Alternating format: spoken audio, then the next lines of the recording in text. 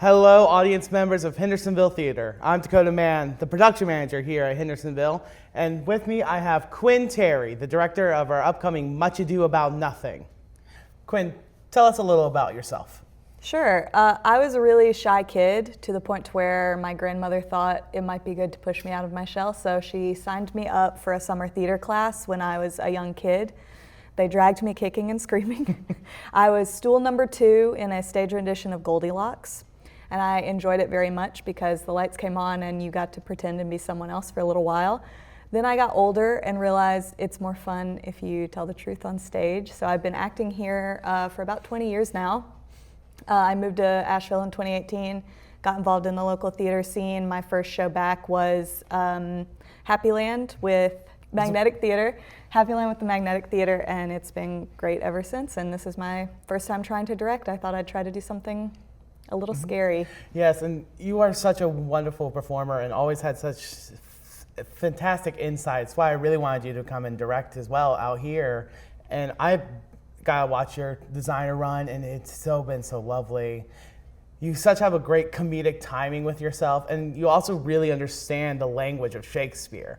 Now, to discuss a little bit of Shakespeare, because it can be a little daunting to discuss, but Shakespeare's always been very relevant to modern audiences. So how have you been dealing with making sure that it is relevant to our audiences now? Yeah, there's just something, he was writing for the masses, so there's something purely human about Shakespeare that I think even if you don't understand a lick of what somebody is saying, if you get a good actor who can convey emotion, it doesn't matter. The core of storytelling is emotion. And Shakespeare knew how to find those innately human moments. Everyone feels anger, everyone feels jealousy, everyone feels romance and love, murderous rage perhaps. He's got it all in there. So I think even if you're not picking up every word, I assure you the actors are going to take you where you need to go, and you're gonna laugh and you're gonna cry and say, oh, and have a good time. There's something so magic in that I think makes it last throughout the ages. Excellent. And let's speak specifically on your production of Much Ado going on, because this one is a little bit of a radical side with the pop punk millennial edge to it. Can you describe why you're going with the pop punk with this story? Well, you and River asked me if I wanted to direct this, and I said, I don't know, I've never read it. So I read it, and I immediately just thought, I don't think visually. I know directors that do. They immediately have a picture in their head. I don't have pictures in my head, but I could hear it immediately. And the noise was Fall Out Boy.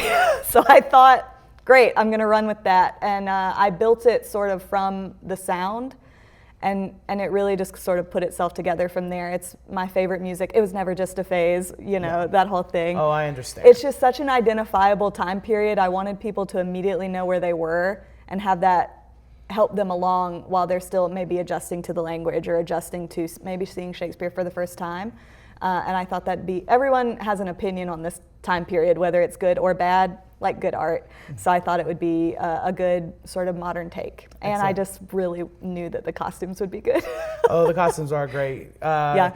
Katie Ybarra, the costumer and stage manager extraordinaire, is playing such fantastic pieces. I knew it. Yeah, she was perfect for the job. So. Yes.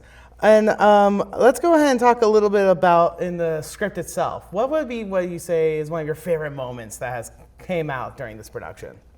It's a little cliche. A lot of scholars and other people will say this about Much Ado, but it's one of the only plays where a man listens to what a woman has to say and changes his behavior based on it, which is huge, especially for the time. Shakespeare writes strong women are strong for the time period, but there's just something about Benedict and Beatrice. We get glimpses of it with Taming of the Shrew, but it's a little more toxic. In this one, he genuinely listens to not just a woman, an angry woman. That's rare even for our current modern day. So I think my favorite moment is when Benedict listens to Beatrice say, I'd eat his heart in the marketplace. And he says, you're right, I can't imagine what that's like, but I'm going to change my behavior accordingly. That's probably my favorite moment. And all the bits I've added, but that's not Shakespeare's purview. Excellent. One last thing to talk about before we end up this interview is, why should audience come see this? Because I really want them to. No, I think they'll have a good time, even if they leave and say that wasn't for me, which I doubt. I think it's just, well, one, it is a great way to experience Shakespeare in a place that isn't outside. So sorry, Montford, I love you, Montford, so much, but it's nice to see stuff maybe with some AC sometimes. And I just really think I've put together such a talented cast, and a lot of the cast members, I wanted very badly to have all these amazing performers that I've known for years be able to do things that they don't necessarily get to do very often.